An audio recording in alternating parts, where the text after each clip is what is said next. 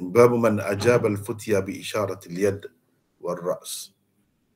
وبه قال حدثنا موسى بن إسماعيل قال حدثنا وهيب قال حدثنا أيوب عن عكرمة عن ابن عباس أن النبي صلى الله عليه وسلم سئل في حجته فقال ذبحت قبل أن أرمي فأومأ بيده قال ولا حرج. قال حلقت قبل أن أذبح فأومأ بيده ولا حرج. وبه قال حدثنا المكي بن إبراهيم قال أخبرنا حنظلة بن أبي سفيان عن سالم قال سمعت أبا هريرة عن النبي صلى الله عليه وسلم قال يقبض العلم ويظهر الجهل والفتن ويكثر الهرج. قيل يا رسول الله وما الهرج؟ فقال هكذا بيده فحرفها كأنه يريد القتل. وبه قال حدثنا موسى بن إسماعيل قال حدثنا وهيب قال حدثنا هشام عن فاطمة عن أسماء قالت أتيت عائشة وهي تصلي فقلت ما شأن الناس؟ فأشارت إلى السماء فإذا الناس قيام فقالت سبحان الله. قلت آية؟ فأشارت برأسها أي نعم. فقمت حتى تجلاني الغش فجعلت أصب على رأسي الماء فحمد الله عز وجل النبي صلى الله عليه وسلم وأثنى عليه ثم قال ما من شيء لم أكن أريته إلا رأيته في مقامي حتى الجنة والنار. فأوحي إلي أنكم تفتنون في قبوركم مثله أو قريبة لا أدري أي ذلك. قالت أسماء من فتنة المسيح الدجال يقال ما علمك بهذا الرجل؟ فأما المؤمن أو الموقن لا أدري بأيهما. قالت أسماء فيقول هو محمد رسول الله جاءنا بالبينات والهدى فأجبنا واتبعنا هو محمد. ثلاثا فيقال نم صالحا قد علمنا إن كنت لموقنا به. وأما المنافق أو المرتاب لا أدري أي ذلك. قالت أسماء فيقول لا أدري سمعت الناس يقولون شيئا فقلت. Itulah tiga hadis di bawah bab tadi. Tiga hadis di bawah bab. Tiga hadis di bawah bab ke-24 di bawah Kitabul Ilm, yaitu bab man ajaba al-futya bi isyaratil yad wal ras. Di bawah bab ini ada tiga hadis. Baik, sekarang kita tengok pula terjemahannya. Bab 24. Orang yang menjawab pertanyaan atau memberi fatwa dengan isyarat tangan dan kepala. Imam Bukhari dengan sanadnya meriwayatkan daripada Ibn Abbas bahawa Nabi SAW pernah ditanya ketika baginda dalam hajinya. Orang itu berkata, saya telah menyembelih sebelum melontar. Nabi SAW mengisyaratkan dengan tangannya yang memberi maksud tidak mengapa.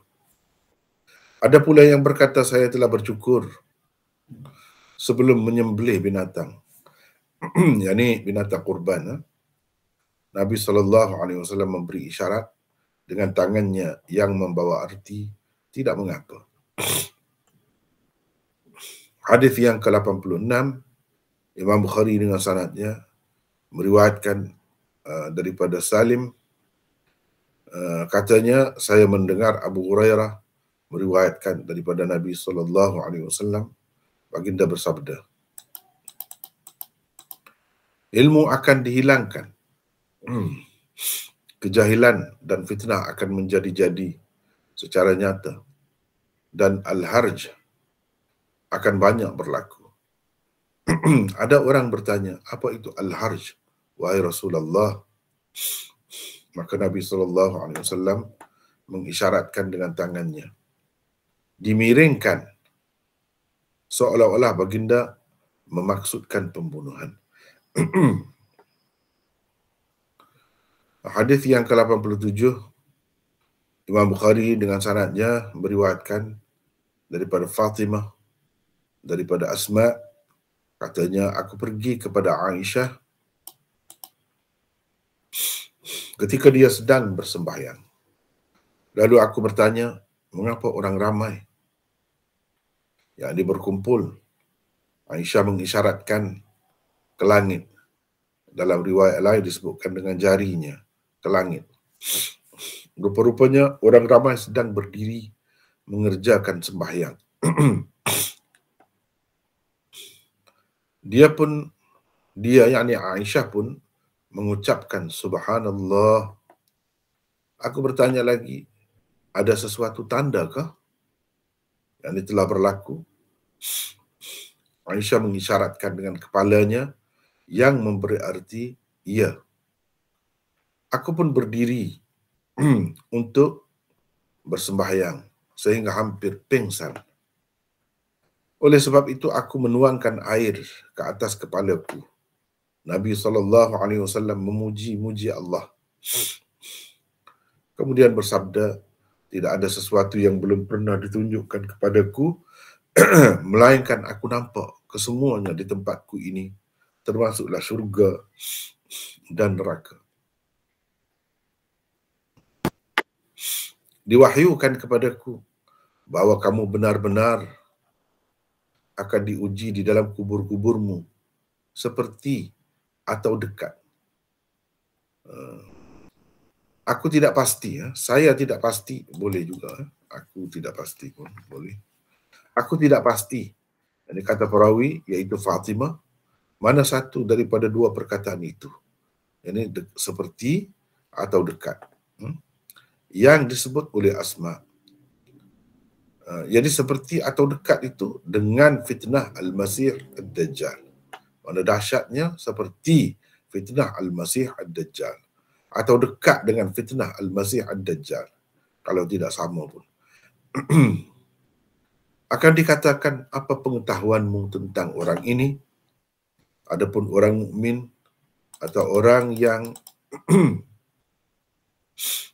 yakin, saya tidak pasti. Yang ini kata perawi, iaitu Fatimah. Mana satu daripada dua perkataan itu yang diucapkan oleh Asma, ini orang yang beriman atau orang yang yakin. Orang itu berkata, dia ialah Muhammad. Dia adalah Rasulullah. Dia datang membawa bukti-bukti dan petunjuk-petunjuk kepada kami. Maka kami menyahut seruannya dan kami mengikutinya. Dia Muhammad. 3 kali. Dia Muhammad. Dia Muhammad. Dia Muhammad. Ketika itu dikatakan, tidurlah dengan tenang. Sesungguhnya kami memang tahu bahwa engkau benar-benar yakin tentangnya. Adapun orang munafik atau orang yang ragu-ragu, aku tidak pasti. Yang dikata perawi, iaitu Fatimah, mana satu daripada dua perkataan itu yang diucapkan oleh Asma, maka dia akan berkata, aku tidak pasti. Tetapi aku dengar orang mengatakan sesuatu, maka aku juga turut mengatakannya. Habis di situ. Jadi hadisnya sampai di situ. Sekali lagi kita naik ke atas, tengok semula perbincangan tadi, mula-mula. Bab ke-24. Bab man ajab al-futya bi isyaratil yad wal ra's. Bab orang yang menjawab pertanyaan. Menjawab orang yang bertanyakan fatwa. Atau orang yang memberi fatwa. Yang ini setelah ditanyalah dengan isyarat tangan dan kepala. Dengan isyarat. Jawab tu dengan isyarat sahaja, bukan dengan perkataan. Bukan dengan percakapan. Bukan, tetapi dengan isyarat. Menggunakan bahasa isyarat. Dengan isyarat tangan dan kepala. Ini boleh. Imam Bukhari nak ceritanya, boleh. Tidak salah begitu. Sebagaimana biasa, kita akan bincang tentang tajuk bab dahulu. Sebab tajuk bab dalam Sahih Bukhari itu penting. Itulah yang membezakan sebenarnya kitab Sahih Bukhari ini daripada kitab-kitab lain. Selain daripada, banyak lagi selain daripada itu, di celah-celah hadis yang diriwayatkan oleh Imam Bukhari di bawah bab itu pun banyak pengajaran ilmunya. Begitu juga dengan hadis yang dikemukakan itu sendiri dengan sanadnya yang begitu tinggi, itu memanglah lebih daripada kitab-kitab lain. Tetapi antara yang istimewa juga di dalam kitab Sahih Bukhari itu ialah tajuk yang dibuatnya. Dengan sebab itu para ulama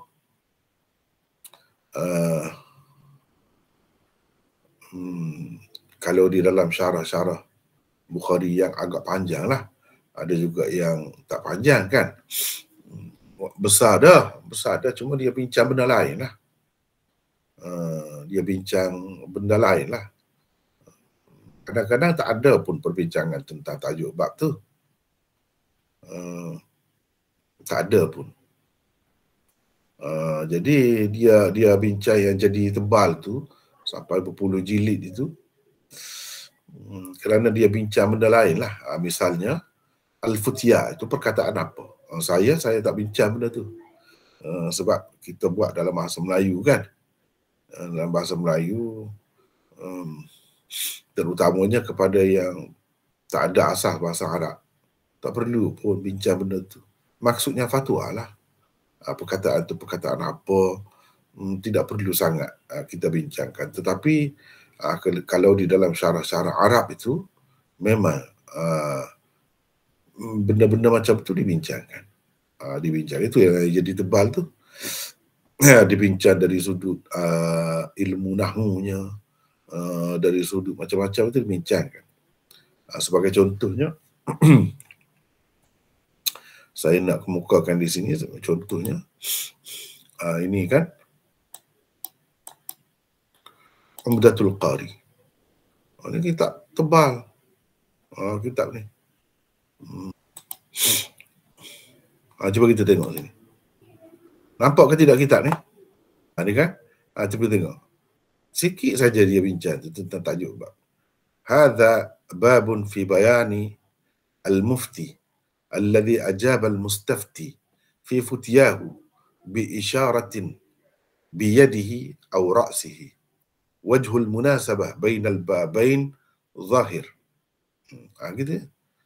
Ini bab menyatakan mufti yang menjawab mustafti, orang yang bertanya fatwa.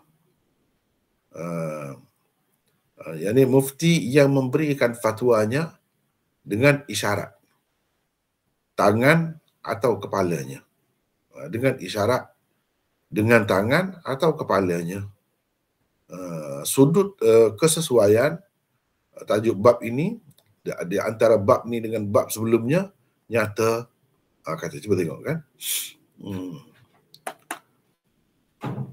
Ini perbincangan tentang apa ni perawinya. Lepas tu ni keterangan tentang lughat dan i'rabnya. Ni saya banyak tak bincang benda ni. Tak ambil sebab kita tidak perlu sangat. Kalau bincang benda ni jadi hilang punca lah. Hilang punca. Jadi orang ramai pembaca tu jadi bingung lah. Yang tak ada asas bahasa Arab apa semua. Dan tidak berguna pun kepada mereka. Misal apa ni? Ini dari sudut bahasa lah, dan dari sudut i'rabnya macam mana. Jadi panjang lah, ni jadi panjang. Itu yang jadi panjang. Saya tak bincang, saya lebih utamakan tengok perbincangan tentang tajuk bab dia tu. Tajuk bab dia tu. Walaupun di sini dalam kitab Umdatul Qari ni tidak detail, begitu juga dalam Irsyadus Sari yang orang panggil juga Syarah Qastallani. Cuba kita tengok sini. Dia boleh dikatakan sama dengan tadilah. Cuma di sini ada tambahan sedikit. Lafaz bab ini tidak ada dalam nuskha al-asili. Cuma umpamanya itu ada sebut. Jadi ni semua ni tidak begitu perlu sangatlah. Lepas tu tak adalah perbincangan tentang tajuk bab tu, ringkas sangat. Sedangkan perbincangan tentang tajuk bab itu penting. Di situlah kita nak tahu fiqh Imam Bukhari ataupun maksud Imam Bukhari. Apa maksudnya dia buat tajuk gini? Apa maksudnya? Memanglah sekali kita tengok kita tak nampak maksud tu. Tapi kepada pengkaji, pensyarah Sahih Bukhari, mereka ambil berat tentang tajuk bab ni. Mereka memang ambil berat. Sebagai contohnya, ni saya nak tunjuk sedikit ni. Ini Al-Abwab wa Tarajim. Al-Abwab wa Tarajim. Ini kalau kita tengok sini. Ini Syekh Zakaria buat 2 jilid. Al-Abwab wa Tarajim li Sahih Al-Bukhari. Dalam ni dibincangkan tajuk bab Sahih Bukhari saja ni. Dalam ni. Ni tengok. Ini yang cetakan Pakistan. Cetakan Pakistan, Karachi. Kalau kita tengok yang satu lagi kitab yang sama. Ini terdiri daripada 5 jilid. Terdiri daripada 5 jilid. Cuba tengok ni. Ini Al-Abwab At-Tarajim li Sahih Al-Bukhari. Bila dia cetak dalam huruf ini, maka jadi 5 jilid yang tadi. Dengan tahqiq dan ta'liq oleh Dr. Waliyuddin bin Taqiyuddin An-Nadwi.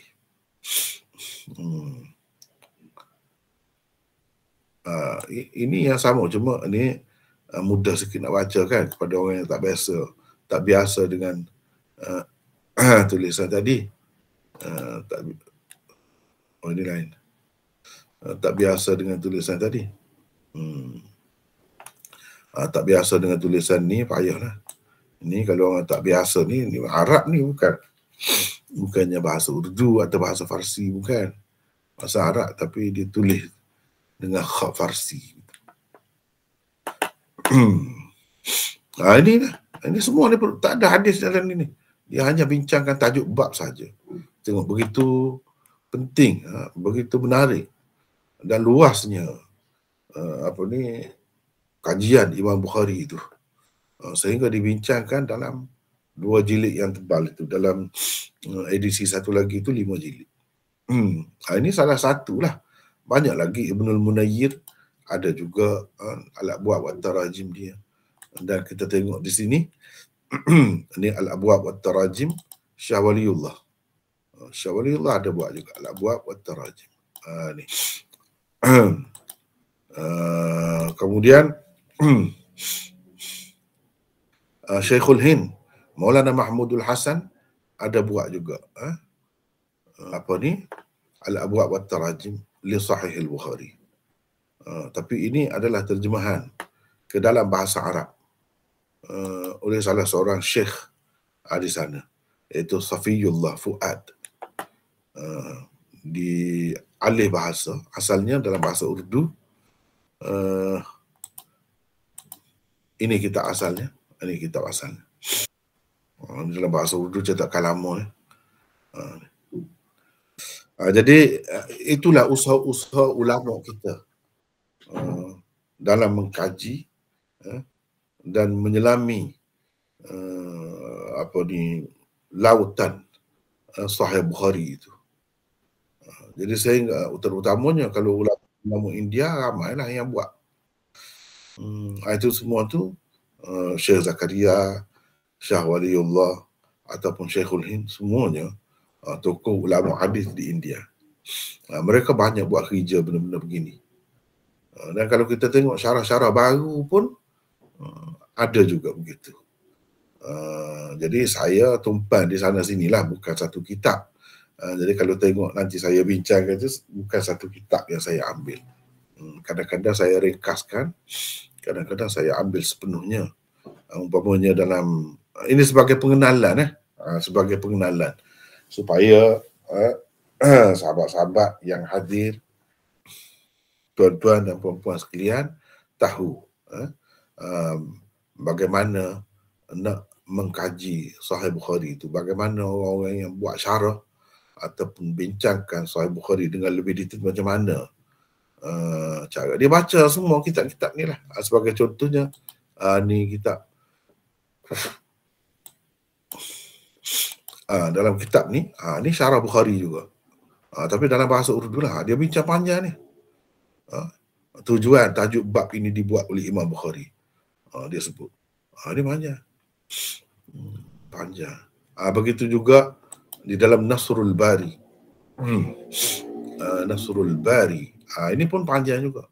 Dia ada bincang tentang tajuk bab Imam Bukhari. Ini misalnya tujuan tajuk bab. Tujuan tajuk bab. Dia bincang di sini. Sekadar ni lah masing-masing lah.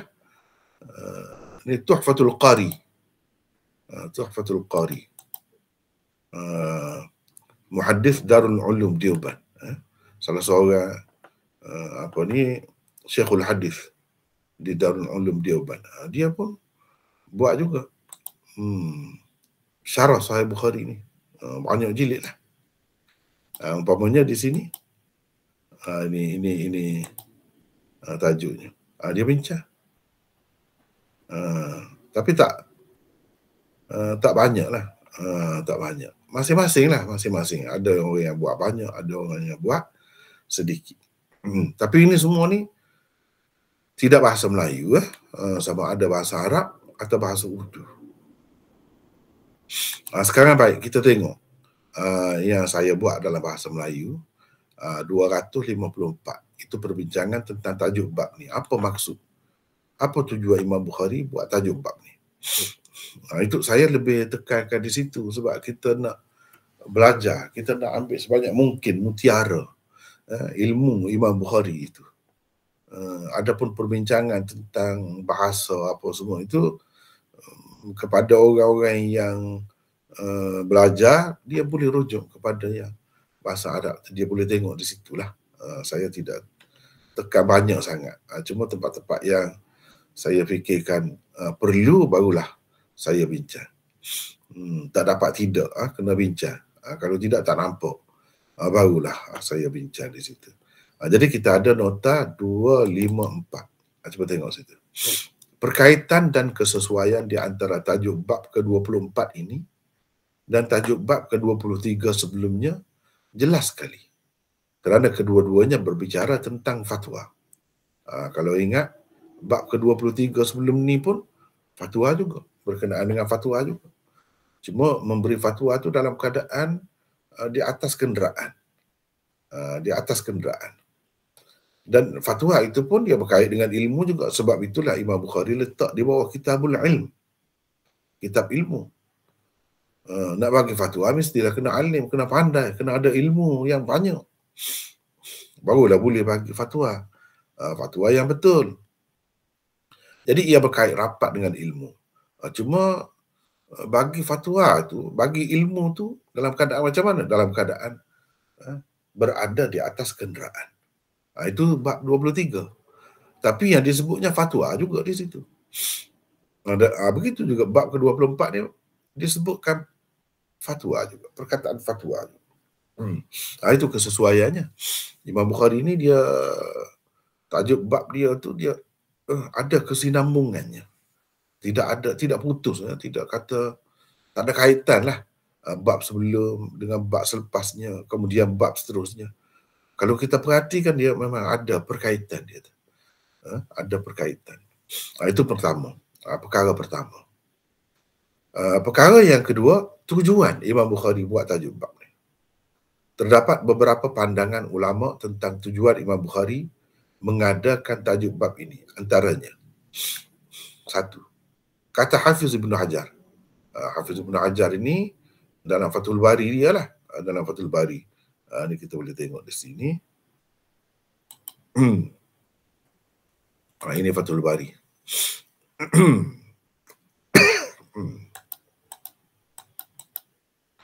Bab man ajab al-futya bi isyaratil yad wal ra's. Cuba tengok. Ini dia ringkas, dia tidak banyak juga bincang tentang tajuk bab ni. Kadang-kadang dia banyak. Itu masing-masing lah. Masing-masing. Rezeki masing-masing. Baik, itu tengok. Kata Hafiz Ibn Hajar, isyarat dengan tangan diambil daripada dua hadis yang dikemukakan oleh Bukhari di bawah bab ini. Dalam dua hadis tu ada isyarat dengan tangan. Jadi yang Imam Bukhari sebut dalam tajuk ni, isyarat dengan tangan tu, mana puncanya, asasnya? Dua hadis di bawah bab ini.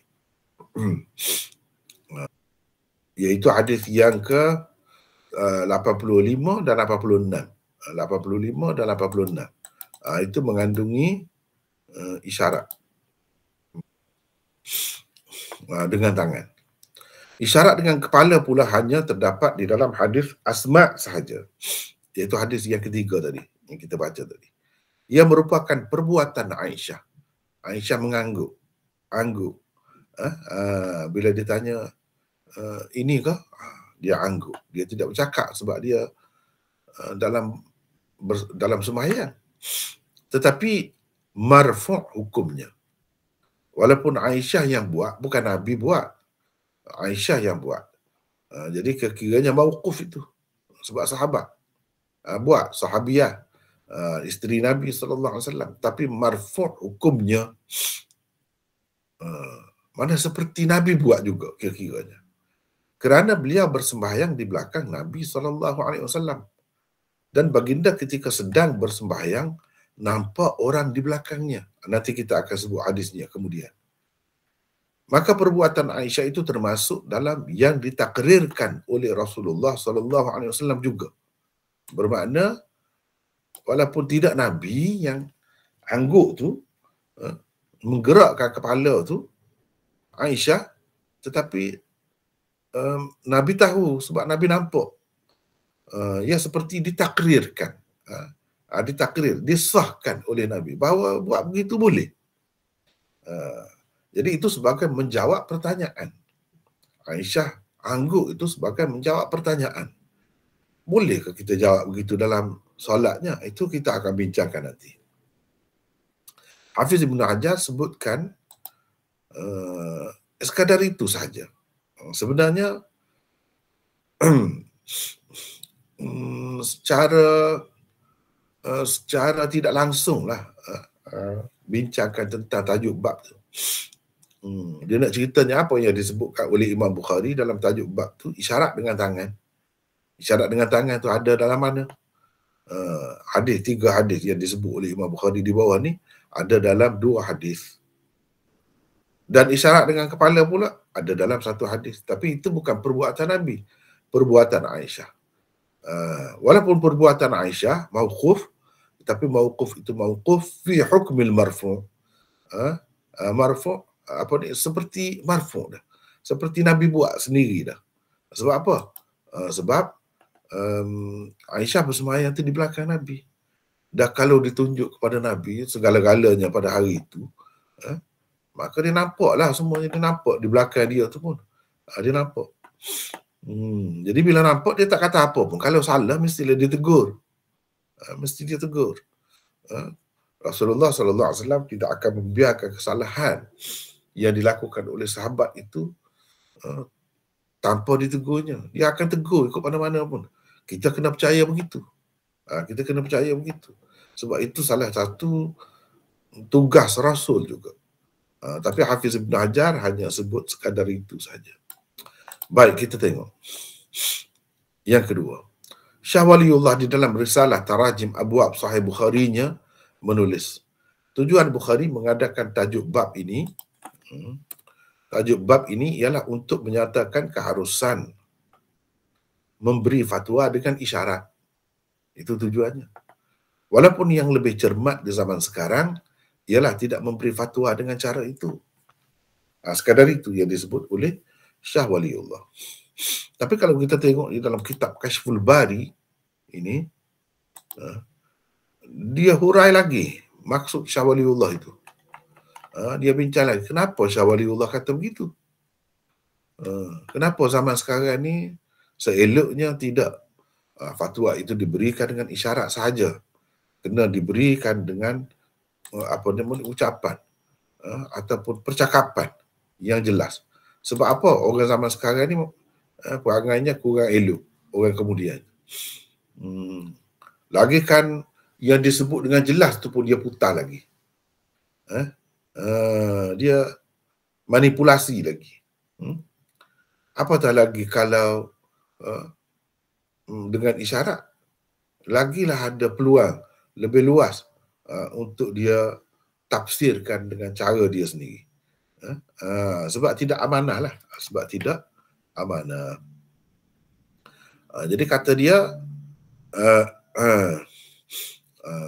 dengan walau bagaimanapun Imam Bukhari tetap mengatakan boleh, harus. Cuma bergantung kepada keadaan lah, pandai-pandai lah. Orang nak bagi, macam kita sekarang lah nak bagi ilmu sekarang. Kita melalui online, guna Google Meet. Satu saluran. Kalau tidak, ilmu itu tidak boleh tersebar seluas ini. Saya yang duduk di Kelantan. Jadi orang nak mari jauh daripada Terengganu, daripada Perak, daripada Johor, macam-macam lagi, susah kan? Susah. Tapi kalau dengan cara begini, kita guna cara ni dalam menyampaikan ilmu, boleh ke tak boleh? Boleh. Jadi ilmu tu penting. Ilmu tu besar kalau kita simpan, kalau tak diajar macam mana nak tersebar. Terutama ada pula kekangan dan gangguan-gangguan di zaman kita, ditakdirkan oleh Tuhan di tempat kita ni ada pula yang seperti itu. Orang ni tak boleh mengajar di situ, orang ni tak boleh mengajar di situ. Itu pun satu hal juga menghalang ilmu. Jadi ilmu terhalang daripada disampaikan kepada orang ramai. Nasib baiklah Allah SWT bagi saluran seperti ini. Dapat juga orang-orang yang jauh tu, satunya tak payah mari bertemu. Kita dapat tengok juga. Saya pun kalau nak tengok saya boleh. Sebut ni misalnya ada nama di hadapan saya ni, Zabidi Muhammad. Mana Zabidi Muhammad, tunjuk muka, misalnya Arfasnin dan sebagainya. Boleh tunjuk, boleh tengok. Dan kita ada rakaman, guna rakaman. Sekarang ni banyak lagi, lebih jauh lah berkembang, maju daripada zaman Nabi SAW. Di sini Imam Bukhari nak cerita cara menyampaikan ilmu tu macam-macam. Tidak mesti kena duduk bersela dulu dalam satu kelas yang khusus baru dapat. Tak perlu. Bahkan itu menyusahkan. Zaman semakin maju, semakin berkembang. Ilmu boleh disebarkan dengan macam-macam cara lagi. Macam-macam cara lagi. Ni peserta-peserta kita ni tahu ke? Yang saya ni setengah-setengah negeri tak boleh masuk. Tak boleh mengajar. Saya pun tak faham juga. Yang saya mengajar benda macam ni lah. Tengoklah. 1 orang ke 200 orang hadir dalam kelas ni. Tengoklah apa yang saya ajar. Tapi saya pun tak faham. Itulah bendanya. Kadang-kadang zaman fitnah kan, yang Nabi sebut tu, memang nampak sangat. Saya terasa sangat. Betul yang Nabi sebut. Memang kita sampai ke zaman itu dah. Jadi susah. Susah. Mungkin pada asalnya maksud peraturan dibuat itu bagus. Nak menjaga daripada ajaran yang salah tersebar. Tapi kadang-kadang disalah guna. Gitulah kita boleh sebut gitulah. Disalah guna sehingga tak boleh mengajar, tak boleh pergi. Dia ganggu pula. Sepatutnya majlis-majlis agama, jabatan agama tu memudahkan orang nak mengajar agama kan. Ni selesa nampak kita belajar. Kita tidak sedar. Saya cerita perkara sebenar ni.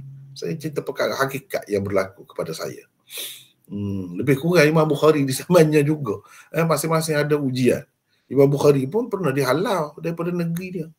Pernah dihalau akhirnya. Dan dia mati dalam buangan. Itu Imam Bukhari yang kita baca kitabnya hari ini. Jadi masing-masing tu adalah ujian sedikit sebanyak daripada Allah SWT. Itu biasalah bagi saya, tak ada apa. Terutamanya tidak begitu sedih sangatlah. Kalau tidak sedih juga rugilah ilmu yang ada tu kan, tak sebar. Tapi dengan adanya saluran macam ni, alhamdulillah. Alhamdulillah. Tidaklah syarat di masjid baru boleh mengajar begini. Tengok Nabi ketika berada di atas kenderaan apa mengajar juga, bagi fatwa juga. Tidaklah mesti berada di majlis agama ataupun tempat-tempat rasmi lah kita kata untuk nak bagi fatwa ni, untuk nak tanya, nak sebarkan ilmu ni. Tengok dalam hadis ni Nabi SAW buat macam mana. Bendanya mudah sangat. Kadang-kadang kita boleh ambil ilmu dengan isyarat saja pun boleh. Dengan isyarat, asalkan memberi faham dan tidak mengelirukan, tidak menimbulkan salah faham. Kalau boleh menimbulkan salah faham, tak bolehlah guna isyarat tu. Tak boleh. Gitulah ceritanya. Jadi nasib baik jugalah. Kalau tidak, negeri-negeri yang saya tak boleh pergi tu, orang-orang di situ tak boleh ikutlah saya. Tapi dengan adanya kemudahan-kemudahan seperti ini, alhamdulillah kita dapat ikut. Saudara-saudara dan saudari-saudari sekalian yang ikut ni, cuba tengok apa bendanya yang salahnya. Apa benda yang salahnya yang saya ajar. Kalau salah, saya pun tak berani. Secara terbuka begini. Biasanya sulit-sulit lah. Yang sulit-sulit, sembunyi-sembunyi. Itu yang dia takut, saya tak ada. Sama ada diberi peluang atau tidak diberi peluang. Memang begini. Memang begini. Sebenarnya yang rugi siapa? Umat yang rugi. Ini kerana perbalahan, kerana salah faham, kerana fitnah. Memfitnah ni siapa yang rugi? Umat lah rugi. Umat rugi. Tetapi Allah SWT boleh buka banyak jalan yang lain. Kalau dia kehendaki, boleh. Sehingga tidak terhalang juga. Dan saya rasa alhamdulillah dengan cara ini, ilmu tu tersebar dengan lebih luas lagi. Lebih luas lagi. Daripada kita duduk dalam masjid setempat itu. Sebab orang-orang yang jauh tak boleh pergi. Tak boleh ikuti. Kalau boleh pun, kalau dibenarkan mengajar pun, tidak semua negeri, cuma itulah fitnah. Tak apalah. Di sini itu yang dia sebut. Bagi Imam Bukhari tak jadi masalah. Dengan isyarat, asalkan tidak menimbulkan kekeliruan dan salah faham. Cuba tengok sini. Saya cuma ambil yang asas yang Syekh Waliullah sebut di dalam kitabnya itu. Yang ketiga, Syekhul Hind Maulana Mahmudul Hasan berpendapat, oleh kerana kebiasaan Nabi SAW dalam penyampaian dan pengajarannya begitu cermat, baginda sering kali mengulang-ulang sesuatu perkataan atau ayat agar difahami dengan baik oleh para pendengar. Ada dia sebut ulang 3 kali lah. Ada dia sebut tu banyak kali sampai habis nafas dia ulang tu. Sehingga para sahabat kadang-kadang berkata di dalam hati masing-masing, alangkah baiknya kalau Nabi SAW diam saja. Alangkah baiknya kalau Nabi SAW diam saja. Mereka pun tak sanggup lah. Tengok Nabi duduk ulang-ulang tu, teruk betul lah. Kita ni kalau macam tu, macam tak faham sehingga perlu diulang-ulang banyak kali begitu. Itu cara Nabi. Maka zahirnya menunjukkan tidak boleh menggunakan bahasa isyarat.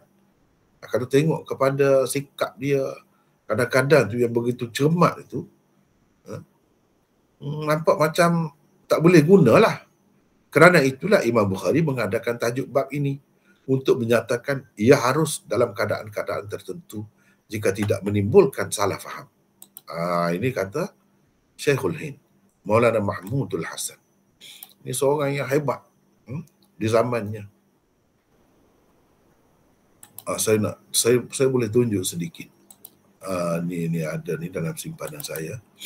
Ini antara karangan Syekhul Hind. Ini antara karangan dia. Al-Abwab At-Tarajim tadi, ini yang ni. Al-Abwab At-Tarajim. Ini dah jadi 681 buku surat. Bincang tentang tajuk bab Bukhari sahaja. Inilah Syekhul Hind. Syekhul Hind ini guru kepada inilah Maulana Anwar Shah Kashmiri yang terkenal itu. Dan guru kepada beberapa orang Syekhul Hadis kemudiannya, selepasnya. Kalau kita nak tahu. Dan guru juga kepada Maulana Ubaidullah Sindi yang terkenal itu. Dan kalau kita pernah dengar ni Tuk Khurasan. Tuk Khurasan. Kalau di Kelantan ini masyhur dulu, zaman dahulu. Dia pun anak murid Syekhul Hind. Ramailah anak murid Syekhul Hind ini. Tokoh-tokoh saja kemudiannya. Dia sendiri pun banyak mengarang juga. Guru kepada Syekhul Hind itu siapa? Pengasas Darul Ulum Deoband. Dan kalau kita baca Bukhari ni, kalau sanad saya lah, dalam sanad tu ada Syekhul Hind, akan sampai kepada dia. Maknanya berkait dengan dia juga, kita mengajar ni ada kait dengan dia juga. InsyaAllah sampai juga pahalanya kepadanya. Pahala kita mengajar ni InsyaAllah sampai kepadanya. Sebab dia melalui rantaian dia lah. Dia ambil daripada Maulana Muhammad Qasim An-Nanutwi, pengasas Darul Ulum Deoband, dengan sahabatnya iaitu Maulana Rashid Ahmad Ganguhi. Rashid Ahmad Ganguhi ni pengarang kitab juga. Ini kitab dia. Saya nak tunjuk sikit ni. Ni. Lami'ud Darari, karangan dia. Itu apa ni? Rashid Ahmad Ganguhi. Guru dia. Murid dia tu ramai lah. Sebab itu dipanggil Syekhul Hind, Maha Guru di India. Sebab daripada dia lah berkembang dengan luas. Dan Darul Ulum Deoband itu mula dikenali, diketahui dunia. Zaman dia lah. Dia sempat belajar dengan pengasas Darul Ulum itu ketika satu pun bangunan Darul Ulum tak ada lagi. Hanya belajar di bawah pokok. Satu pokok di masjid dekat bangunan Darul Ulum Deoband yang ada sekarang ni, di bawah pokok delima. Di situlah katanya tempat dia menimba ilmu daripada gurunya, Maulana Qasim Nanutwi. Baik. Ini kata Syah Wali, kata Syekhul Hind. Yang keempat, sesetengah ulama berpendapat tujuannya ialah menyatakan perbezaan di antara fatwa dan memutuskan hukum. Fatwa dan qadha. Dalam fatwa, isyarat dengan tangan, kepala, mata dan lain-lain diharuskan jika difahami dengan baik dan tidak menimbulkan kekeliruan atau salah faham. Berbeza keadaannya dengan kehakiman. Seseorang hakim tidak harus menghukum menggunakan bahasa isyarat. Itu Imam Bukhari nak cerita. Ini bab riwayat, mengajar, menyampaikan ilmu. Isyarat pun boleh jika difahami dengan baik dan tidak disalah faham. Itu Imam Bukhari nak cerita. Sebab itu dia buat tajuk. Jadi bahagian ini, yang keempat ni saya ambil di sini. Saya ambil di sini. Kalau nak tahu saja saya ceritalah. Tapi bila jadi buku tu kan, orang tak tahu saya ambil daripada mana bahagian ni. Saya ambil daripada sini. Daripada kitab Nasrul Bari. Ini juga salah seorang Syekhul Hadis. Di Mazahir Ulum Saharanpur, tempat Syekh Zakaria tu. Murid Syekh Zakaria itu. Nasrul Bari. Dia pun buat syarah Bukhari dengan lengkap. Saya ambil di sini. Baik. saya nak minta sesiapa lah pula baca. Di kalangan kita yang ramai-ramai ni, kalau sehala saja tak seronok juga. Saya pun penat dan mungkin jadi ralik, mengantuk setengah-setengah. Sebagaimana biasa saya nak minta sesiapa lah baca daripada sini. Saya baca Maulana. Saya ni siapa? Iskandar. Iskandar daripada mana ya? Saya dari Selangor. Dari Selangor. Silakan. Sesiapa sahaja yang mengetahui kelebihan ilmu dan lebihan ilmu yang ada pada Rasulullah SAW, tentu sekali tidak akan melepaskan peluang untuk mencedok sebanyak mungkin ilmu daripada baginda. Namun tentu sekali akan memakan masa yang lama jika baginda hanya menyampaikan ilmu di majlis ilmu pada hari tertentu sahaja. Sekejap Iskandar. Ini saya sebut di sini sesiapa sahaja yang mengetahui kelebihan ilmu. Satu. Dan lebihan ilmu. Apa makna lebihan ilmu ni? Jadi Imam Bukhari dah buat tajuk bab yang berasingan. Ni dalam nota yang saya bagi ni kan. Ni. Bab ke-22, bab fadlil ilm. Saya terjemah bab lebihan ilmu. Kalau nak tahu apa yang dimaksudkan dengan lebihan ilmu, tengok di sini nota ni. 242. Panjanglah di sini. Apa maksud lebihan ilmu? Apa bezanya kelebihan ilmu dengan lebihan ilmu? Di sini. Tengok di sini.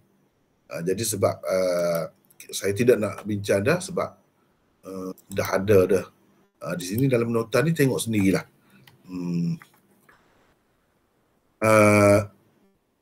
Apa ni? Baik. Lebihan ilmu. Jadi kenapa Nabi SAW tidak mengajar seperti cikgu-cikgu, pensyarah ataupun orang-orang lain yang mengajar di satu tempat khusus? Kalau macam tu, dia akan mengambil masa yang panjang dan sedikitlah yang dapat disampaikan oleh Rasulullah SAW. Sedangkan umur Nabi SAW itu terhad. Dia dilantik menjadi Nabi ketika umur 40. Daripada umur 40 hingga 63. 23 tahun saja nak sampaikan segala-galanya begitu banyak seperti yang kita dapati hari ini. Macam mana? Kalau semestinya berada pada tempat tertentu saja baru boleh menyampaikan ilmu. Dengan sebab itulah Nabi SAW ni ilmunya diambil daripada perjalanannya, daripada percakapannya, pertemuannya dengan orang-orang tertentu di tengah jalan. Semuanya jadi ilmu, punca ilmu. Bukan dalam majlis ilmu yang khusus saja, tidak. Yang khusus pun ada juga. Tapi yang tidak khusus dalam perjalanan, ketika pergi berperang, di celah-celah tu, apa yang berlaku kepada Rasulullah, itulah hadis. Semuanya menjadi punca ilmu kepada umat. Tak ada tinggal. Semuanya disebutkan. Itulah kita ni beruntung. Semuanya hidayah, semuanya petunjuk. Allah SWT nak bimbing umat dia ni melalui apa yang dilakukan oleh Nabi SAW secara praktikal. Jadi ilmu tu. Dia buat. Lepas tu dia cerita, dia kata, dia semayang. Sallu kama ra'aitumuni usalli. Kamu bersemayang seperti mana kamu tengok aku bersemayang. Itu dia kata. Jadi sahabat-sahabat ni semua yang mereka tengok, mereka riwayatkan kepada orang kemudian. Itu cerita dulu. Sehingga sampai kepada kita ni. Kalau kita nak perhatikan semayang Nabi, tengok hadis daripada awal sampai akhir itu macam berada di hadapan kita. Macam kita tengok sendiri. Itu kelebihannya hadis ni. Bila kita belajar hadis, kita nampak Rasulullah tu macam depan mata kita. Lengkap. Jadi semuanya tidak Nabi ajar dengan duduk bersela di hadapan sahabat-sahabat dia dalam majlis khusus, tidak. Dia lakukan. Nabi SAW buat haji sekali saja dalam sepanjang hayatnya. Selepas dia dilantik menjadi Nabi dan Rasul, sekali saja. Pada tahun yang ke-10 Hijrah. Lepas tu dia kata, khudhu anni manasikakum. Kamu ambillah daripadaku cara ibadah haji dan umrah kamu. Dan kamu ambil. Yang kita ambil sekarang ni daripada hadis-hadis lah. Yang terkumpul di dalam kitab-kitab hadis tu. Apa yang terkumpul di dalam kitab hadis tu sebenarnya apa yang dilihat, disaksikan oleh sahabat-sahabat. Nabi macam mana ketika ni, dia buat macam mana, dia kata apa. Dia semua ni dalam hadis. Dan tidak Nabi SAW sampaikannya dalam kelas khusus, tidak. Dalam auditorium ke? Tidak. Dia secara praktikal. Itu bezanya. Bezanya. Dia tidak tulis pun, orang lain yang tulis kemudiannya. Itu hikmat Allah SWT bagi sebagai satu mukjizat sebenarnya kepada Nabi kita. Tak ada orang lain yang ditulis segala ucapan dia, segala pergerakan dia, duduk bangun dia, semua ditulis. Dia hafal. Di suatu peringkat dahulu dia hafal. Lepas tu sampai ke zaman pembukuan hadis, dicatat, dijadikan buku seperti yang terdapat di dalam kitab-kitab hadis sekarang ni. Begitu hakikatnya, ya. Baik. Teruskan Iskandar, teruskan. Imam Bukhari membawakan tajuk bab ini untuk memberitahu bahawa ilmu boleh disampaikan juga walaupun dengan isyarat tangan dan kepala sahaja. Ia tentunya lebih ringkas dan lebih mudah daripada menggunakan bahasa pertuturan seperti tersebut pada bab sebelum ini.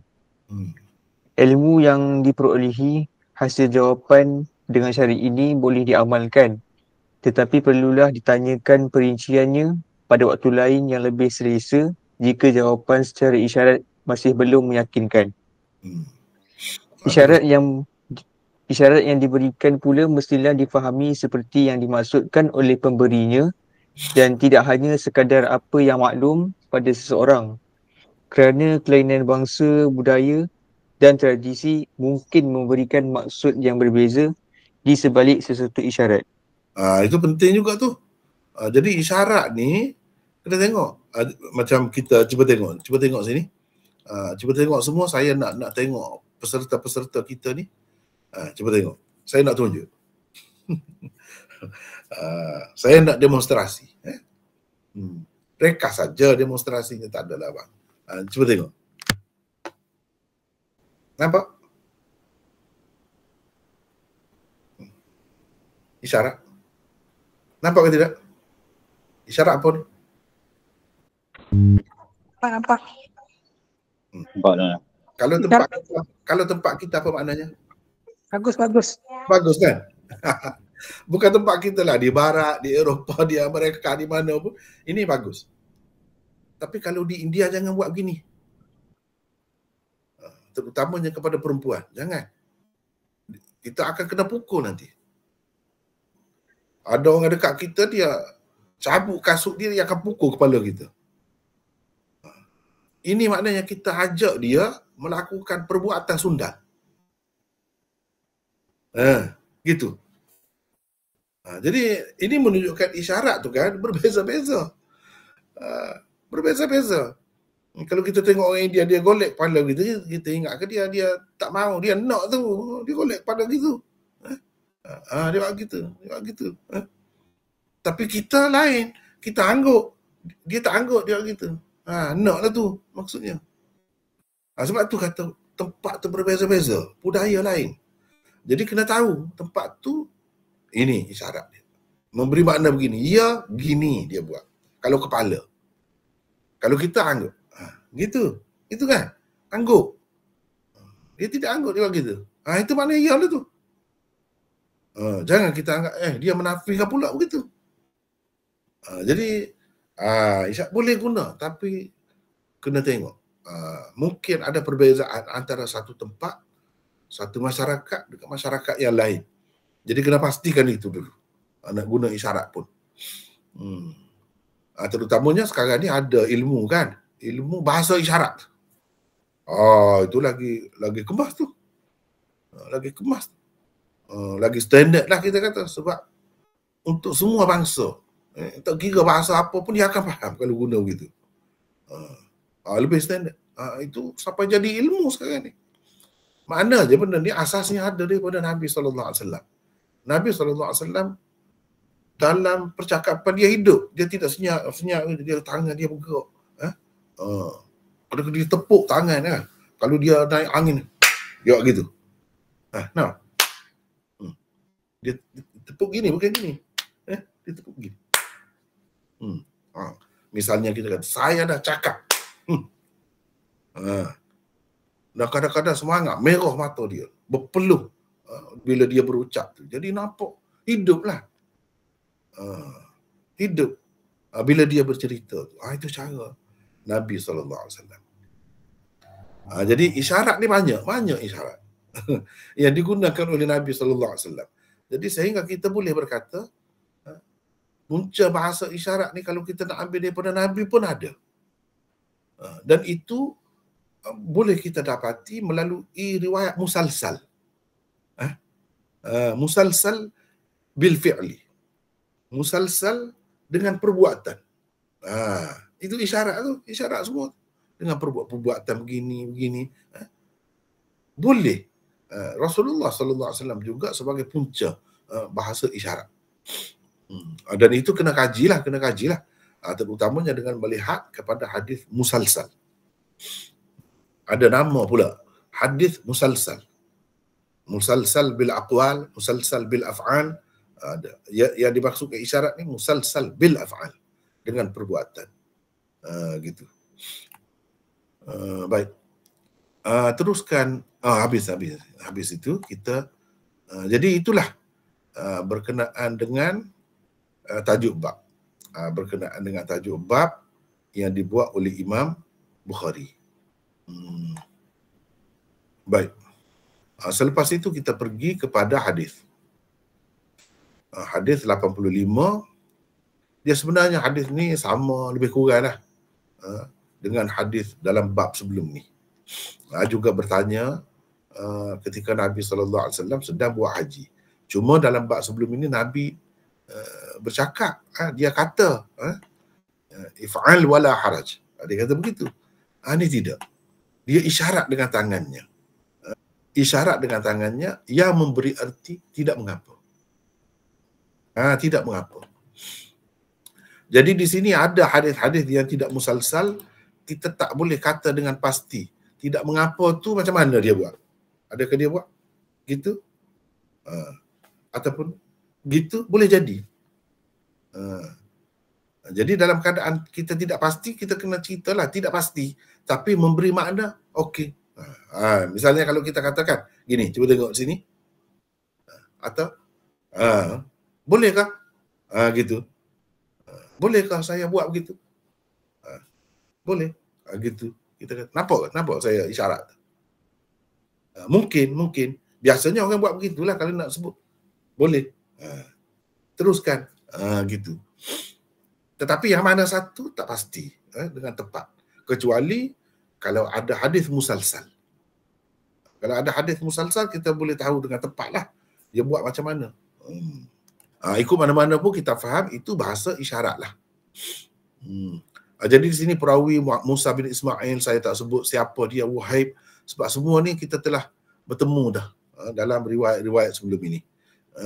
Terutamanya kalau sesiapa peserta-peserta kita ni, sahabat-sahabat kita yang dah ada buku Sahih Bukhari saya jilid pertama. Dalam tu banyak dah perawi-perawi ni yang kita telah bertemu dan saya telah sebut di situ. Jadi saya tidak ulang lagi. Kecuali kalau perawi yang baru bertemu, baru kita sebut tentangnya.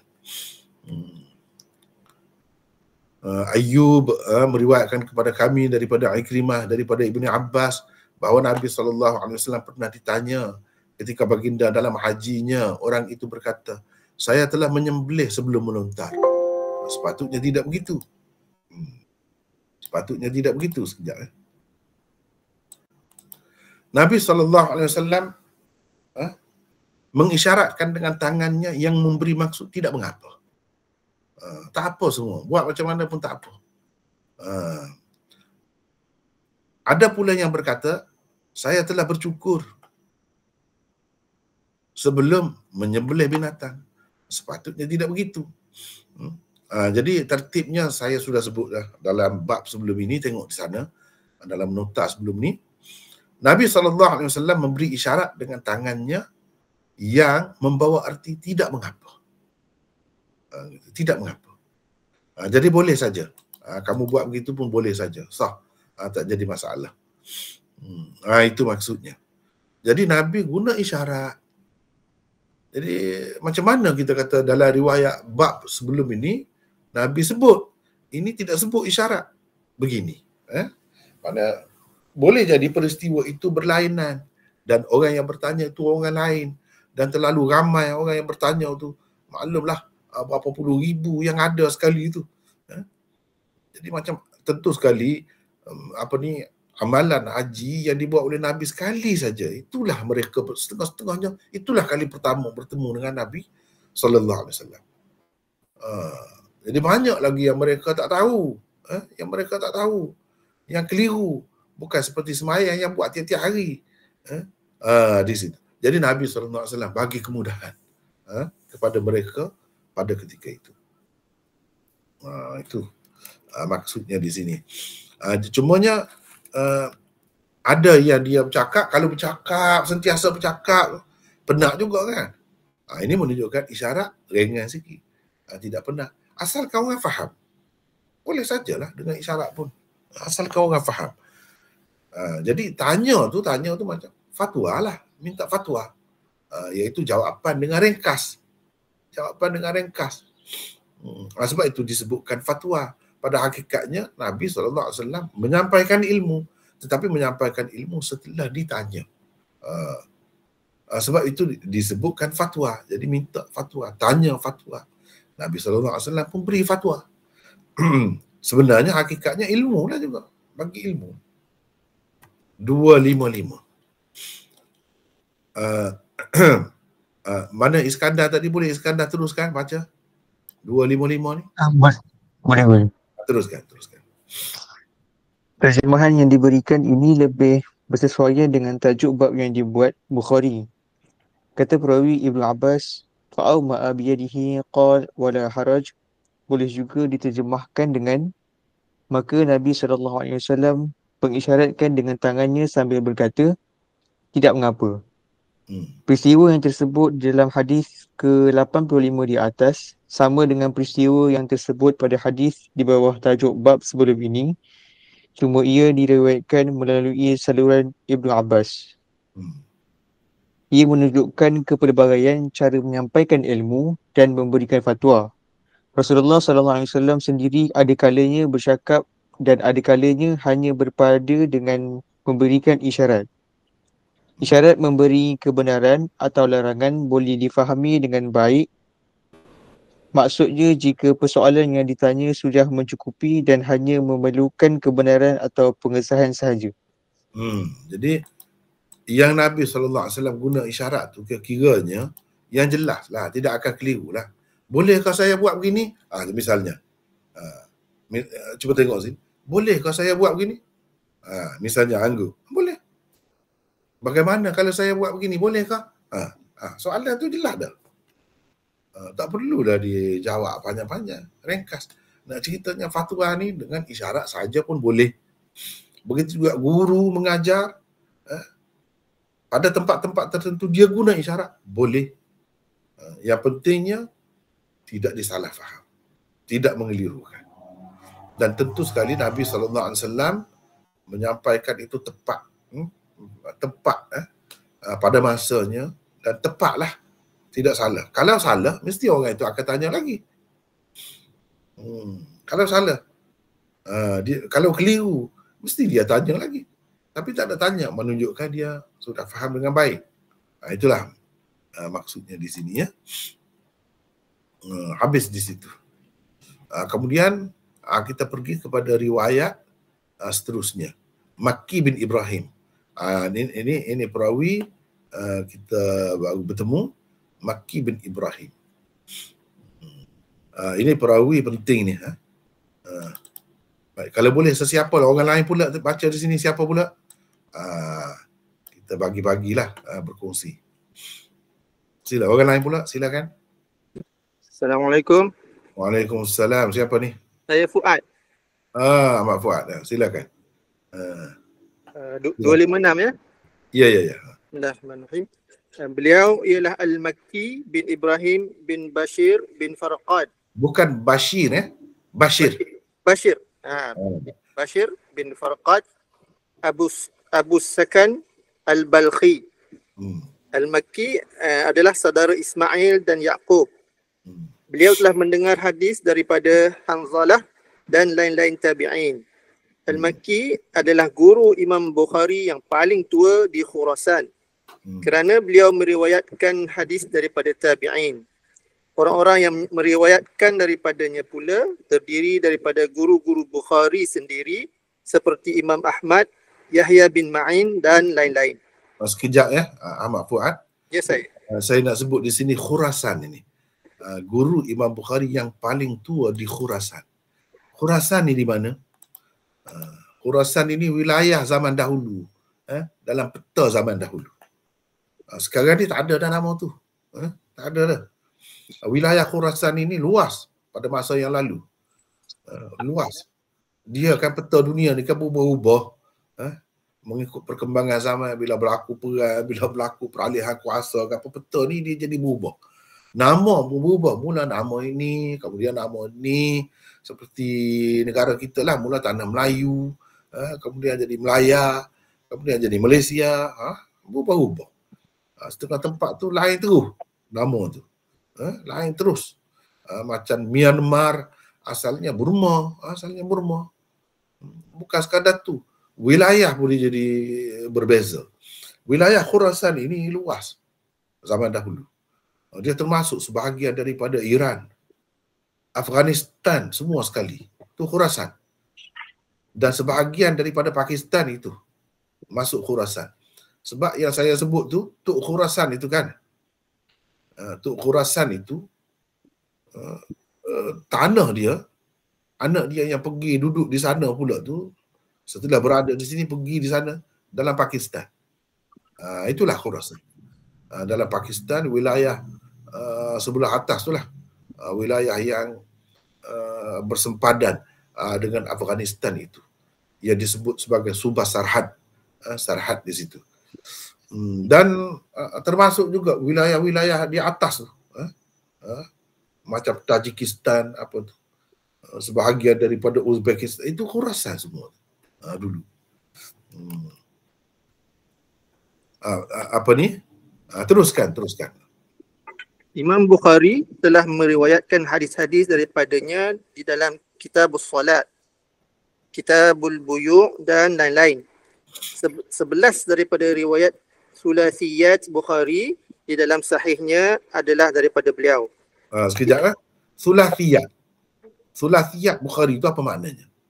Sulasiyat Bukhari ialah hadis yang Imam Bukhari riwayat. Di antara dia dengan Nabi hanya ada 3 orang saja perawi. Itu sulasiyat namanya. Dan sulasiyat ni suatu kebanggaan Imam Bukhari lah. Dibanggakan. Ada 20 lebih sulasiyat dia. 11 daripadanya adalah daripada Al-Makki bin Ibrahim. 11 daripada. Maknanya tinggilah, sanad yang tinggi. Sanad Imam Bukhari yang tinggi antaranya daripada Makki bin Ibrahim. Sebab apa?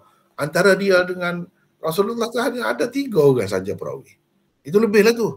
Sebab Imam Bukhari ni kalau zaman dia mungkin perawi itu 4, 5, 6 pun ada. Tiba-tiba 3. Jadi itu kurang. Bila kurang, mana sanad itu dipanggil tinggi, sanad ali. Kerana ia lebih hampir dengan Rasulullah. Apa keistimewaannya? Bila lebih hampir, mana kemungkinan silap berubah itu lebih kurang. Paling minima. Begitu. Tapi kalau banyak, mungkin oleh kerana hadis ini boleh riwayat bil makna dan macam-macam, dia banyak bertukar dah. Baik dari segi perkataan yang digunakan ataupun ayat-ayatnya mungkin telah diubah daripada yang asal. Sulasiyat Bukhari 11 daripadanya daripada Makki bin Ibrahim ini. Teruskan. Imam Muslim, Abu Daud, Tirmizi dan An-Nasa'i pula meriwayatkan daripadanya dengan perantaraan seseorang.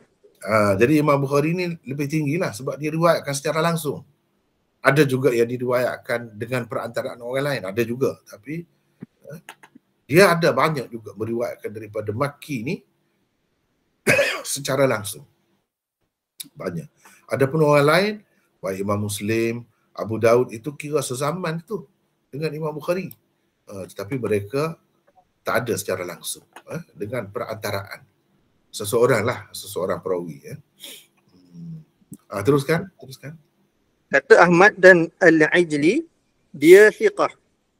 Kata Ibnu Sa'ad, dia thiqah lagi sabit, iaitu teguh. Sabt. Kata An-Nasa'i, tidak mengapa dengannya. Abu Hatim berkata, tempatnya adalah benar. Al-Khalili berkata, perawi thiqah yang disepakati Bukhari dan Muslim. Di dalam 6 kitab utama hadis, tidak ada perawi bernama Al-Makki bin Ibrahim selain beliau.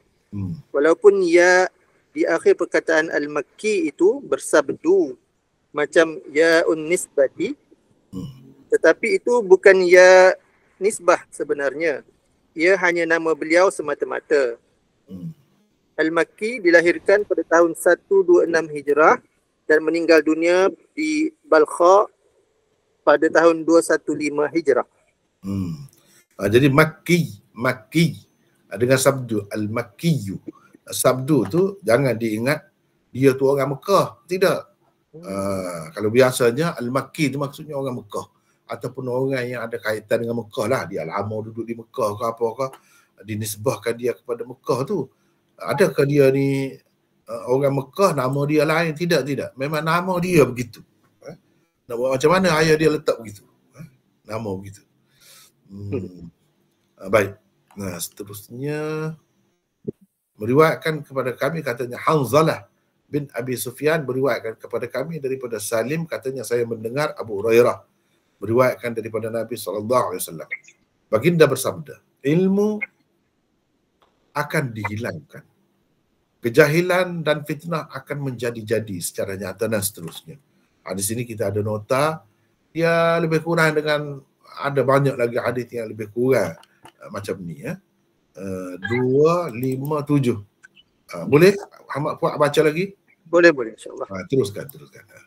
Ilmu yang dimaksudkan di sini ialah ilmu agama Islam yang dibawa oleh Rasulullah sallallahu alaihi wasallam. Ia difahami daripada alif lam yang ada pada perkataan al-ilm, kerana Rasulullah sallallahu alaihi wasallam tidak datang mengajar segala ilmu. Baginda hanya mengajar ilmu yang menjamin kebahagiaan manusia di dunia dan di akhirat secara umum sahaja. Di samping mengajar juga akhlak yang mulia untuk mengelokkan peribadi manusia. Sekejap. Jadi ilmu Nabi SAW yang dikatakan ilmu agama tu apa? Quran dan Sunnah itulah. Tak ada benda lain pada masa tu. Tak ada lagi ilmu-ilmu yang banyak-banyak ni, usul fiqh, apa ni, usul hadis, macam-macam ulumul Quran, dia tak ada. Quran dan Sunnah itulah. Kemudian apabila dia berkembang dengan pesat macam sekarang ni, itu semua tu dikira sebagai ilmu agama dah. Semua ilmu agama. Tapi asalnya dua tu saja. Quran dan Sunnah. Quran dan hadis. Itulah. Tak ada lain yang Nabi SAW ajar. Ikutlah dalam bentuk apa pun. Cumanya adalah yang pengkhususan tu orang yang nak ambil ilmu tajwid, baca Quran tu. Quran berkait dengan Quran ataupun qiraat daripada Nabi. Dia khusus dalam bab qiraat lah. Banyaklah pecahan-pecahannya itu. Tapi semuanya daripada Rasulullah SAW. Ada sanad-sanadnya. Kena ada lah sanad-sanadnya itu. Begitu juga dalam bidang-bidang yang lain. Bidang-bidang yang lain pun sama. Tapi puncanya Quran dan hadis. Itulah yang dimaksudkan dengan ilmu agama. Bukan yang lain. Sebab boleh jadi Di akhir zaman, cuba kita tengok sekarang ni, ilmu kan semakin banyak yang tidak ada zaman dahulu. Sekarang ni ada, kita tahu. Baru diperkenalkan vitamin saja. Dulu berapa saja vitamin. Sekarang ni macam-macam vitamin namanya. Kan mana semakin bertambah ilmu. Sampai ke kiamat, ilmu yang lain bukan kata diangkat jadi kurang, tidak. Yang disebutkan kurang ni ilmu ni Islam. Ilmu Islam. Teruskan. Lepas kita nota ni sekejap. Kejahilan dan fitnah akan menjadi-jadi secara nyata dan al-harj akan banyak berlaku. Ada orang bertanya, apa itu al-harj? Wahai Rasulullah, di sini kita ada nota 258. Di sini saya nak orang lain pula lah. Kita nak bagi semua biar dapat bahagian. Siapa pula nak baca sini, silakan. Sila. Saya boleh baca, Maulana. Siapa ni? Nama saya Nur Azizah. Nur Azizah, silakan. Walaupun sahabat berbangsa Arab dan berbicara dalam bahasa Arab, namun tidak semua perkataan difahami mereka, sama halnya dengan penutur mana-mana bahasa sekalipun. Ada ulama berpendapat perkataan al-hajr itu adalah bahasa orang Habsyah. Kerana itulah para sahabat tidak memahaminya. Sebahagian ulama pula berpendapat bahawa ramai sahabat sudah pun memahaminya kerana banyak lagi perkataan lain yang berasal dari bahasa asing tetapi sudah sebati dengan bahasa Arab. Malah ia sudah pun menjadi bahasa Arab seperti perkataan abarik di dalam Al-Quran yang berpunca dalam bahasa Farsi. Berpunca daripada bahasa Farsi. Firman Allah SWT, bi akwabin wa abariq wa ka'sim min ma'in. Bermaksud dengan membawa piala-piala minuman dan tekuh-tekuh serta gelas yang berisi arak yang diambil dari mata airnya yang mengalir. Al-Waqi'ah ayat 18. Sahabat hanya Sekejap. Ini kan abarik. Ini bahasa Farsi ni. Tapi dia sudah jadi bahasa Arab. Dia sudah jadi bahasa Arab. Jadi orang Arab pun ramai tak pasti, tak tahu ini puncanya bukan bahasa Arab. Dah jadi bahasa Arab. Macam kita lah agaknya. Macam kita sekolah. Sekolah tu bahasa Inggeris. Tapi dah jadi bahasa Melayu. Dia berubah lah sikit. Asalnya school kan. School. Kemudian dia jadi sekolah. Sekolah tu school lah. Dia jadi. Mana orang Melayu pun tak sedar dah dia tu bahasa Inggeris asalnya. Setelah lama kan, lama-lama dah guna. Yang lain-lain pun begitulah juga. Optimis, pesimis dan sebagainya. Lama-lama jadi bahasa Melayu. Terutamanya apabila sebutannya sedikit sebanyak berbeza. Sedikit sebanyak berbeza. Banyaklah sebenarnya yang saya boleh sebut, tapi masa kita pun tidak mengizinkan. Kalau saya nak sebut banyak. Contohnya saya dah ada semasa saya tulis 99 usul ni, saya ambil daripada kitab-kitab umpamanya dalam Al-Itqan, lafaz-lafaz dalam Al-Quran menurut huruf abjad, huruf ejaan alif ba daripada bahasa asing mana dalam Quran. Perkataan dalam Al-Quran yang berpunca daripada bahasa asing. Misalnya abarik. Ini kata Tha'alibi dalam fiqhul lughah, ini bahasa Farsi. Jawaliqi kata al-ibriq, Farsiyun, mu'arrab. Ini bahasa Farsi yang dijadikan Arab. Maknanya ialah saluran air ataupun menuang air dengan lembut. Asalnya abriz. Ini ibla'i, akhlad, araik, azar, asbaq, istabraq, asfar. Ini macam-macam bahasa ni. Bukan bahasa Farsi saja, macam-macam bahasa ni. Ini bahasa Nibti. akwab, bi akwab. Ini nabti juga, bahasa nabti juga. Ini bahasa Ibrani, alim. Walahum azabun alim. Ini bahasa Zinji, bahasa Negro.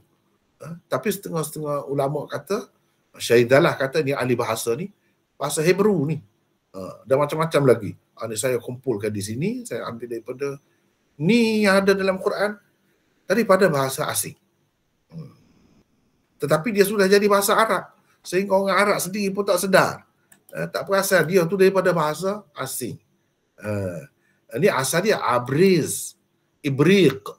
Daripada ibriq tu dijadikan jamak. Jadi abariq. Gitu. Macam kita lah.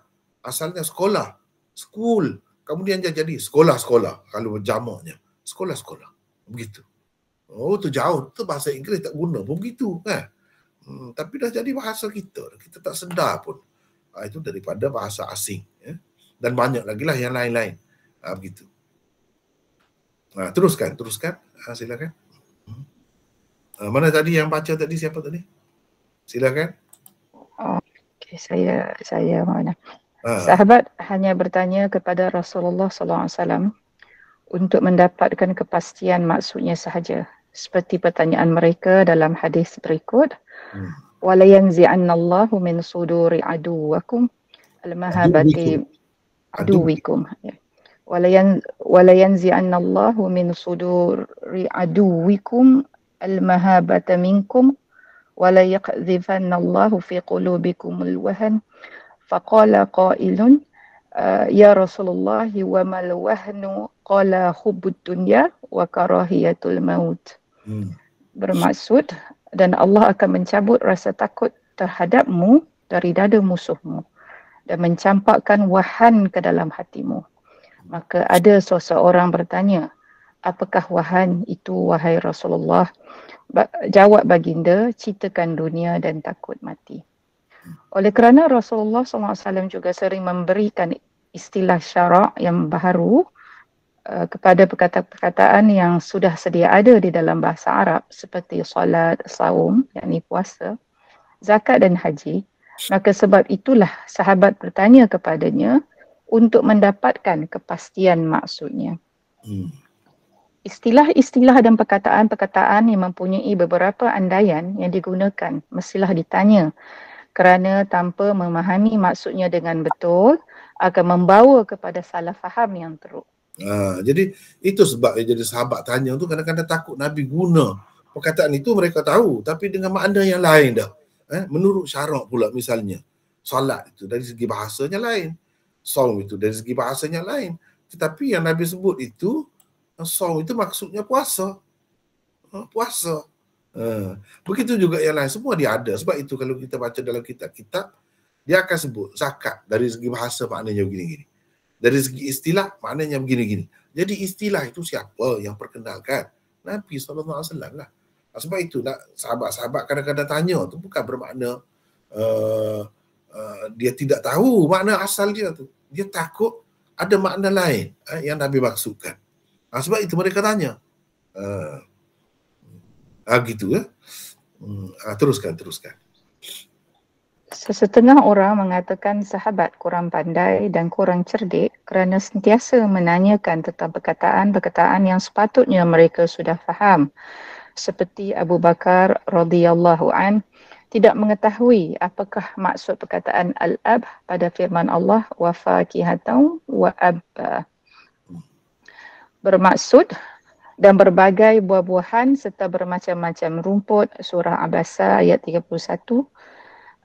Salah sekali mengatakan para sahabat kurang cerdik. Lebih-lebih lagi sahabat utama Nabi SAW.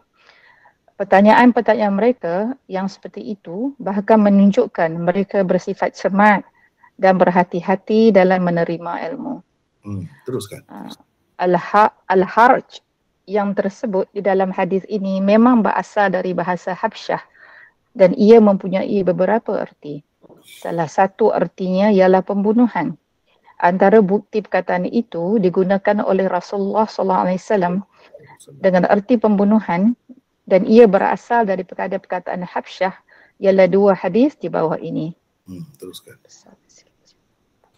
Hadatsana Ayyash bin Walid akhbarana Abdul A'la. Jadi cara baca tu ya. Wa bihi qala haddatsana Ayyash bin Walid qala. Jadi sebelum akhbarana, sebelum haddatsana ni dia kena ada qala. Wa bihi. Okey. Okey. Wa bihi hadatsana Ayyash bin Walid qala akhbarna. Is it? Okay. Qala akhbarna Abdul A'la. Barana. Sorry. Qala akhbarana Abdul A'la. Ini kena baca jadi tak payah baca qal je. Okey.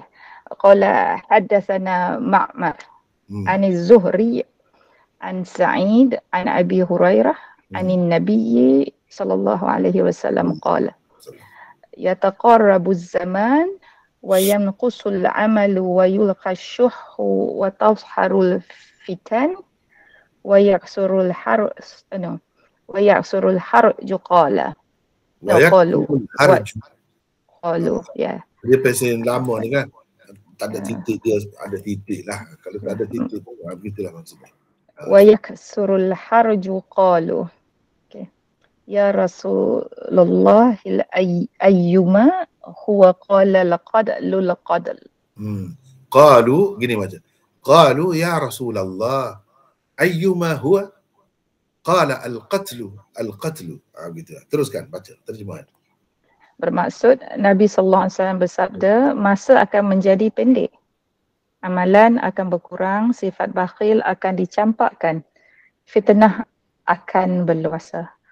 Dan al-harj pula akan banyak berlaku. Para sahabat bertanya, apakah bendanya al-harj itu wahai Rasulullah? Jawab baginda pembunuhan. Pembunuhan, hadis riwayat Al-Bukhari.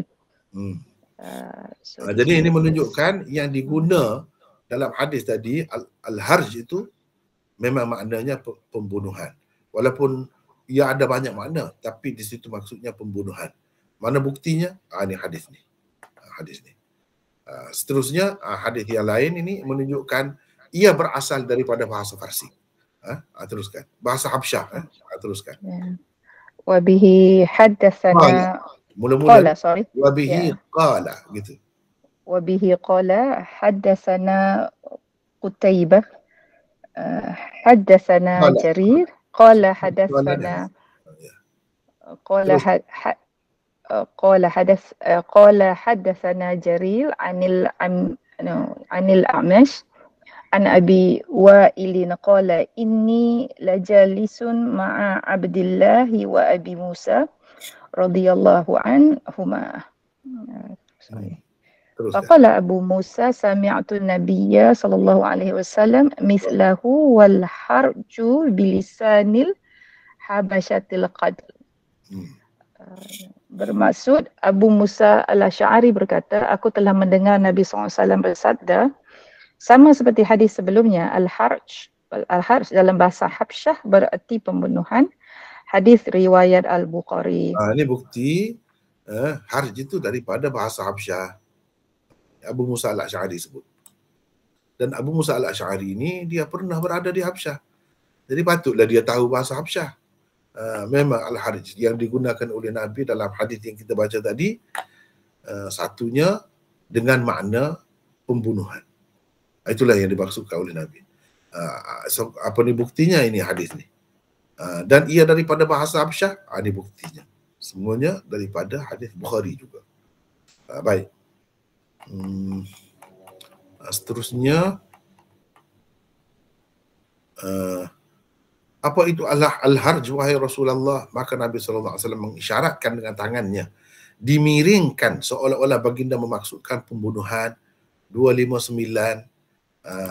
Di sini saya nak orang lain pula lah baca. Silakan. Jadi dia miringkan, dia buat gini. Cuba tengok. Dia buat ni miring. Kan? Dia bukan buat betul gini. Dicondongkan tangan.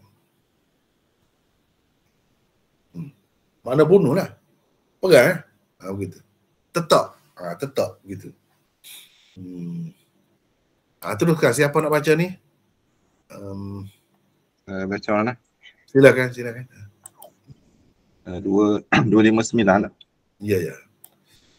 Isyarat memiringkan tangan seperti tetakan pedang menunjukkan berlakunya peperangan dan peperangan pula menunjukkan pembunuhan. Ibarat ka'annahu yuridul qatla. Di akhir hadis merupakan mudraj, sisipan perawi yang bertujuan menjelaskan maksud isyarat Nabi SAW di dalamnya. Ia mungkin ucapan mana-mana perawi yang tersebut di dalam sanad hadis itu. Tetapi Hafiz Ibn Hajar berkata, tambahan di akhir hadis itu tidak terdapat di dalam kebanyakan riwayat. Ia seolah-olahnya merupakan tafsiran perawi yang menerima hadis itu daripada Hanzalah, Abu Awanah. Abu Awanah meriwayatkannya daripada Abbas Ad-Duri, daripada Abi Asim, Asim daripada Hanzalah. Dan di akhirnya Abbas Ad-Duri berkata, Abu Asim menunjukkan kepada kami seolah-olahnya dia memenggal leher manusia. Jadi memenggal leher manusia tu beginilah maksudnya. Cuba tengok ni. Ni. Gitu. Itulah maksudnya. Teruskan. Perbuatan baginda menunjukkan kepentingan gerak-geri dan isyarat tangan dalam penyampaian ilmu, kerana ia menarik perhatian dan memberikan gambaran yang lebih jelas berbanding kata-kata sahaja. Kebanyakan cara baginda mengajarkan ilmu kepada sahabat-sahabatnya ialah dengan menggunakan isyarat tertentu sambil memberitahu perincian dan maksud di sebalik isyarat itu. Kandungan hadis ini boleh dijadikan tambahan kepada hadis ke-81 dan ke-82 terdahulu tentang tanda-tanda kiamat, iaitu fitnah akan menjadi-jadi dan pembunuhan akan banyak berlaku. 5 tanda itu dalam sesetengah hadis disebutkan bersama, kadang-kadang disebutkan sebahagian sahaja. Seperti pada hadis ke-86 ini. 5 perkara tersebut ialah: pertama, ilmu yang dibawa oleh Nabi SAW akan diangkat dan kejahilan akan berleluasa. Kehilangan ilmu ini bermaksud kehilangan agama apabila tiada panduan dan hukum hakam agama. Kedua, akan diminum dan manusia akan arak. Kedua, arak akan diminum dan manusia akan hilang kewarasan akal kerananya. Ketiga, akalnya ni sepatutnya. Akan hilang kewarasan akal kerananya. Betul-betul. Teruskan. Ketiga, keturunan tidak akan dijaga dan perzinaan akan berleluasa. Tidak ada orang yang bertanggungjawab dan sanggup berkorban untuk keluarga. Keempat, fitnah akan berleluasa. Kemiskinan akan mendorong manusia mencuri dan merompak sehingga harta benda tidak lagi terjaga. Kelima, peperangan akan banyak berlaku sesama manusia sehingga banyaklah pula berlaku pembunuhan dan kematian. 5 perkara ini sememangnya mempunyai kaitan yang rapat dengan tujuan utama kedatangan agama Islam ke dunia ini. Agama Islam sebenarnya datang untuk menjaga dan menyelamatkannya, iaitu nyawa, harta, keturunan, akal dan agama. Hukum had dalam Islam seperti qazaf dan rejam, sebat, potong tangan dan bunuh adalah bertujuan untuk melindungi semua yang tersebut tadi. Nampaknya kita hadis yang ketiga ni tak sempat dah hari ni. Masa pun dah lewat dah, kita berhentilah dulu ya. Setakat itu. InsyaAllah akan sambung, akan datanglah hadis yang ketiga di bawah bab ini. Sebab hadis tu pun panjang juga kan. Jadi saya rasa kita rehatlah dulu sekejap. Maulana, tumpang tanya satu soalan boleh? Sila. Perkataan bukan Arab dalam Quran tadi kita dah jumpa satu tu, yang pendapat yang kata surah Al-Insan ayat 5 yang kafuro tu betul lah ya? Betul. Daripada bahasa Sumatera. Oh, okey. Cuma bahasa Sumatera ke bahasa mana saya tak pasti. Sebab kafur itu kapur. Kapur itu dalam bahasa Sanskrit memang makna kapur. Jadi kalau Sumatera mana dulu dengan bahasa Sanskrit itu, saya rasa dulu Sanskrit, wallahu a'lam. Itu pendapat Hamka, tak silap saya ada Maulana. Dia kata apa? Pendapat Hamka yang mengatakan apa perkataan kafur tu daripada bahasa Melayu. Kalau saya tak silap lah. Oh Dan gitu. taksir Kita boleh tengok sekejap saya tengok, saya cek. Ni kita tengok daripada awal sampai akhir ni. Ni kafur, jawaliqi dan lain-lain kata itu Farsi, ni kata. Wallahu a'lam lah. Dia kata Farsi yang dijadikan Arab. Tapi kalau dalam bahasa Sanskrit kapur. Di sana ada di keluarga kapur. Kapur itu mana kafur ni lah. Itu bahasa Sanskrit. Tak tahulah yang mana, melalui mana. Tapi kalau berdasarkan ini, daripada kitab Itqan disebut jawaliqi dan lain-lain. Mana bukan seorang yang sebut. Kafur ini bahasa Farsi asalnya. Wallahu a'lam. Sebenarnya bahasa ni peminjaman bahasa ni. Betul. Dia bersilang-silang sampai tak tahu mana asal usul dia sebenarnya. Memang betul. Dia macam itu. Susah nak tertukar asal usul setengah. Susah, memang susah.